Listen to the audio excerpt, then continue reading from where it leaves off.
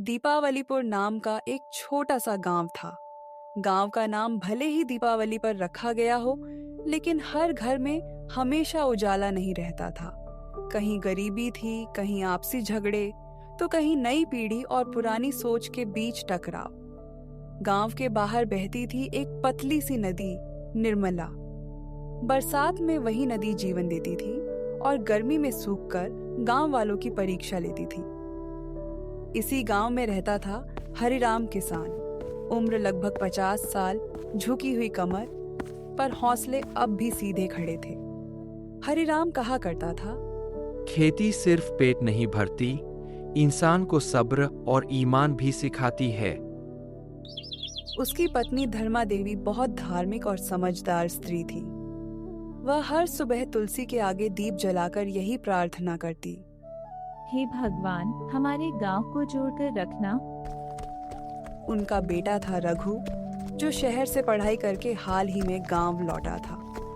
रघु के विचार नए थे, लेकिन दिल गांव के लिए धड़कता था। वह अक्सर कहता, अगर सही सोच और मेहनत मिले तो गांव शहर से कम नहीं बन सकता। दीपावलीपुर की सबसे बड़ी समस्या थी पानी की कमी और आपसी फूट। हर साल पानी को लेकर झगड़े होते। ऊपरी खेत वाले ज्यादा पानी ले लेते, नीचे वालों के खेत सूखे रह जाते। पंचायत कई बार बैठी, लेकिन कोई ठोस हल नहीं निकला। गांव का एक प्रभावशाली आदमी था, सेठ बलराम। उसके पास पैसे और रसूख की कोई कमी नहीं थी। सेठ चाहता था कि गांव वाले आपस में उलझे रहें, क्योंकि झगड़ा बढ़ेगा तो लोग उसी के पास मदद मांगने आएंगे। हरिराम यह सब समझता था, लेकिन अकेला आदमी क्या कर सकता था। एक दिन रघु ने गांव की चौपाल में सबको बुलाया। उसने साफ शब्दों में कहा, अगर हम खुद नहीं बदले तो कोई सरकार या सेठ हमें नहीं बचा पाएगा। पानी हमारा है, जमीन हमारी है और भविष्य भी हमारा ही होना चाहिए। कुछ बुजुर्ग नाराज हुए। तू नया नया आया है, ज्यादा मत सिखा। लेकिन कई युवाओं की आंखों में उम्मीद चमक उठी। हरिराम चुपचाप खड़ा रहा, फिर बोला, बेटा सही कह रहा है, अब समय आ गया है कि हम मिलकर चले। सेठ बलराम दूर खड़ा ये सब देख रहा था। उसकी आंखों में डर भी था और गुस्सा भी। उसे समझ आ गया था, अगर गांव एक हो गया तो उसकी दुकान बंद हो जाएगी। इस बैठक के बाद गांव में हलचल बढ़ गई।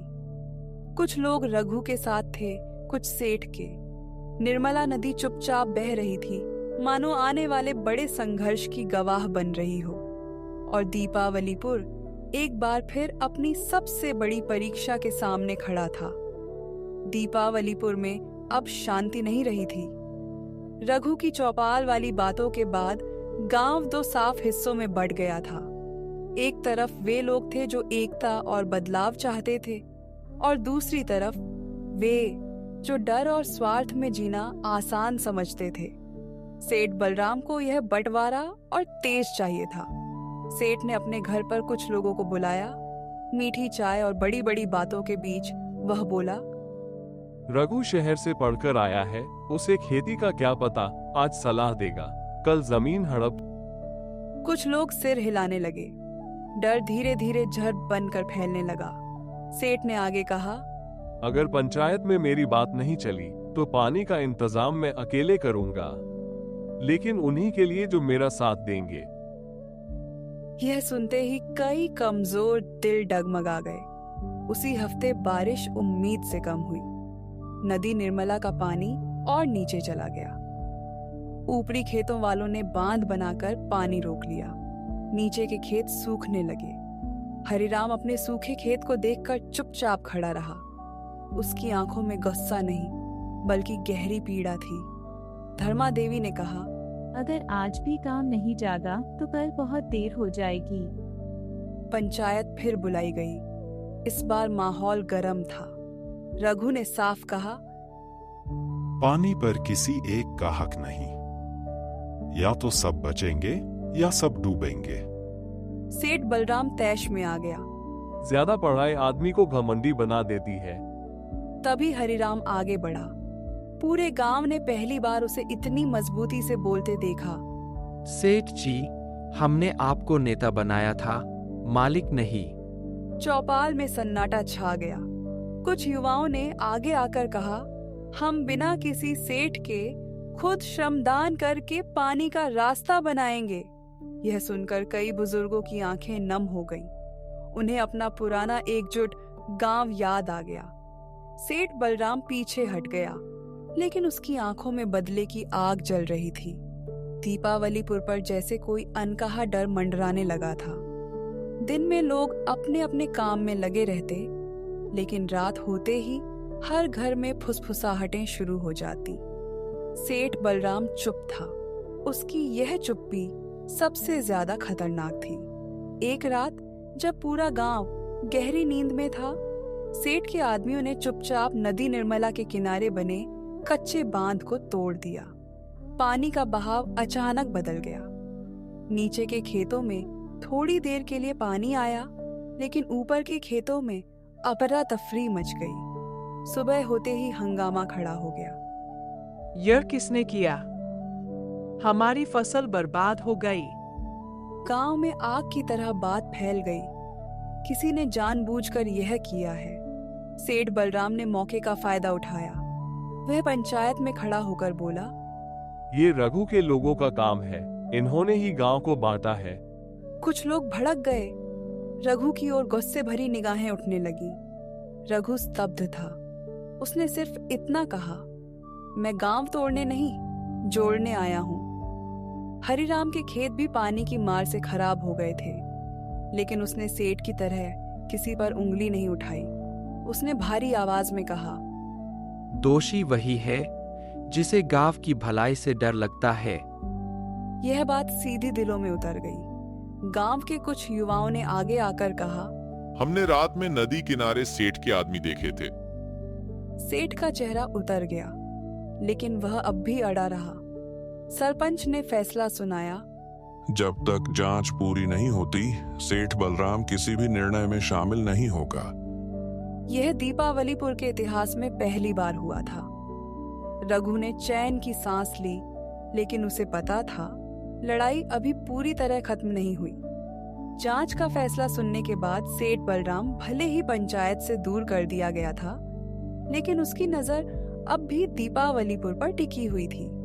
उसके मन में पश्चाताप नहीं, बल्कि हार का डर था। उधर गांव वाले अपने अपने खेत संभालने में लगे थे। किसी को अंदाजा नहीं था कि असली संकट अभी आने वाला है। एक रात अचानक आसमान फट पड़ा। तेज बारिश, गरजती बिजली और हवा की सनसनाहट ने पूरे गांव को जगा दिया। निर्मला नदी, जो कल तक शांत थी, आज उफनकर किनारों से बाहर आने लगी। लोग घरों से निकलकर चिल्लाने लगे, पानी बढ़ रहा है, बांध टूट जाएगा। गांव पर बाढ़ का खतरा मंडरा रहा था। रघु तुरंत चौपाल की ओर दौड़ा।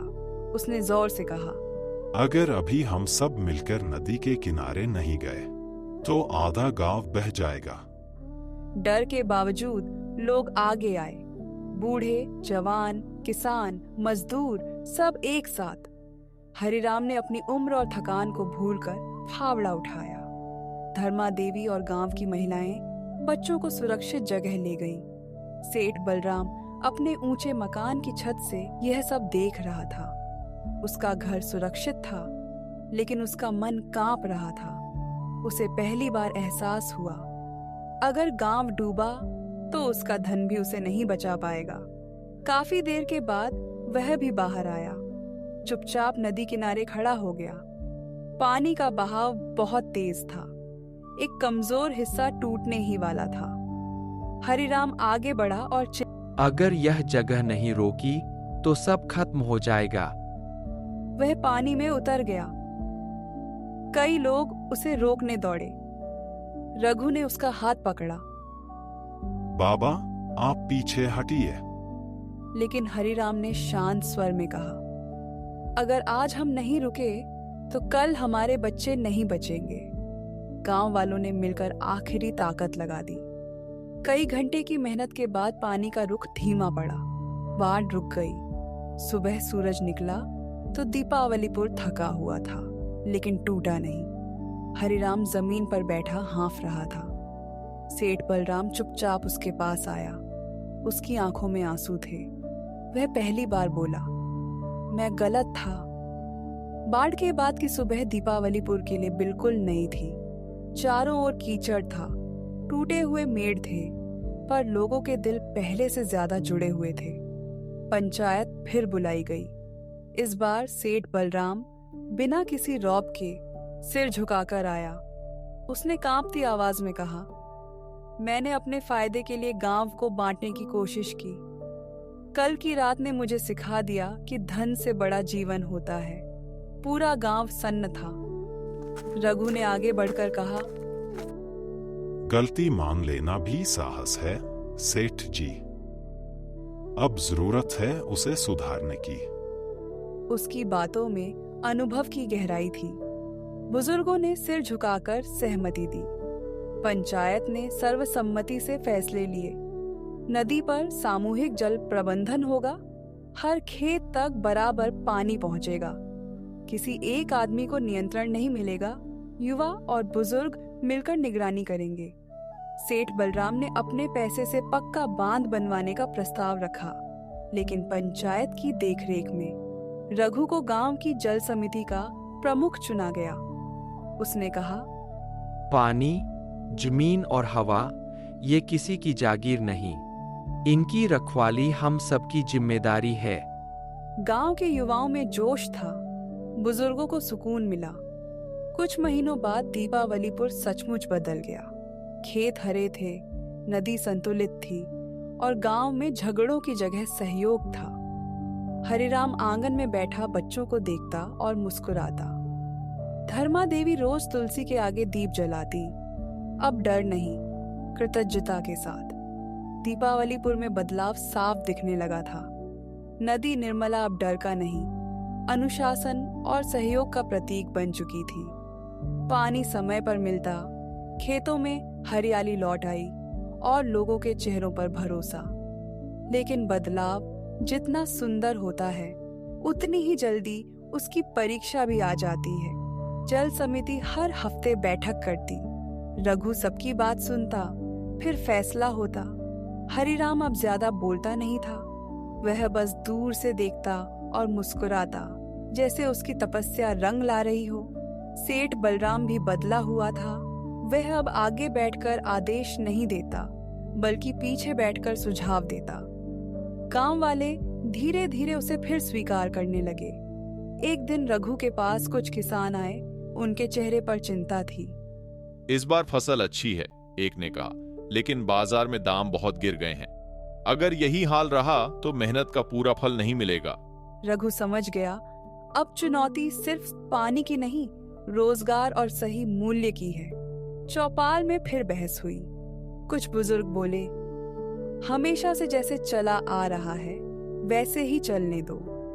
लेकिन युवा अगर हम बदले नहीं तो पिछड़ जाएंगे। सेठ बलराम ने धीमे स्वर में कहा, मैं शहर के व्यापारियों से बात कर सकता हूँ, लेकिन शर्तें कठिन होंगी। लोग फिर असमंजस में पड़ गए। सबकी नजर हरिराम पर गई। वह धीरे धीरे उठा और बोला, हरिराम, पानी की तरह बाजार भी बहता है। अगर हम अकेले उतरेंगे तो बह जाएंगे। अगर मिलकर नाव बनाएंगे तो पार उतरेंगे।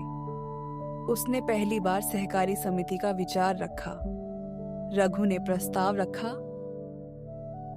हम अपनी फसल मिलकर बेचेंगे, बीच वालों पर निर्भर नहीं रहेंगे। शुरू में डर था, लेकिन फिर लोगों ने हामी भरी। सेठ बलराम ने भी कहा, मैं पैसा दूंगा, लेकिन फैसले पंचायत करेगी। यह दीपावलीपुर के लिए एक और बड़ा मोड़ था। दीपावलीपुर की सहकारी समिति बने अभी ज्यादा समय नहीं हुआ था। पहली बार गांव ने अपनी फसल मिलकर बेचने का फैसला किया था। उम्मीद भी थी और डर भी। एक सुबह गांव में 3 बड़ी गाड़ियां आकर रुकीं। शहर के व्यापारी थे, चमकदार कपड़े, मीठी जुबान और तेज नजर। उनमें से एक ने कहा। कुछ किसान डगमगा गए। इतना पैसा उन्होंने पहले कभी नहीं देखा था। व्यापारियों ने चुपके चुपके अलग अलग लोगों से बात की। सहकारी समिति में समय लगेगा, सबका भरोसा मत करो, अकेले बेचोगे तो फायदा ज्यादा होगा। पुराना लालच फिर सिर उठाने लगा। सेठ बलराम यह सब देख रहा था। उसके मन में भी पुरानी आदतें हिलोरें लेने लगी, लेकिन उसने खुद को रोका। रघु ने तुरंत चौपाल बुलाई। उसकी आवाज में दृढ़ता थी। कुछ किसानों ने विरोध किया। घर में भूख है, आदर्श नहीं पकते। चौपाल में सन्नाटा छा गया। हरिराम धीरे से आगे आया। उसकी आवाज अब कमजोर थी, लेकिन असर गहरा। उसकी आंखों में अनुभव बोल रहा था। रघु ने फैसला रखा। आज अगर हम टूटे तो फिर कभी नहीं जुड़ पाएंगे। ये आजादी भी थी और जिम्मेदारी भी। कुछ लोग अलग हो गए, बाकी डटे रहे। शुरू में बाहर बेचने वालों को ज्यादा पैसा मिला, लेकिन कुछ ही हफ्तों में व्यापारियों ने दाम गिरा दिए। सहकारी समिति ने धैर्य रखा, समय पर सही सौदा किया। आखिरकार समिति में रहने वालों को ज्यादा और स्थिर लाभ मिला। अलग हुए किसान शर्मिंदा थे। वे वापस आए और बोले, हमसे गलती हो गई। रघु ने सबके सामने कहा, सहकारी समिति ताले से नहीं, भरोसे से चलती है। सेठ बलराम ने चुपचाप हरिराम के चरण छुए। यह दृश्य पूरे गांव की आंखें नम कर गया। दीपावलीपुर अब पहले जैसा गांव नहीं रहा था। यह सिर्फ खेतों और घरों का समूह नहीं, बल्कि सहयोग, समझ और आत्मसम्मान की पहचान बन चुका था।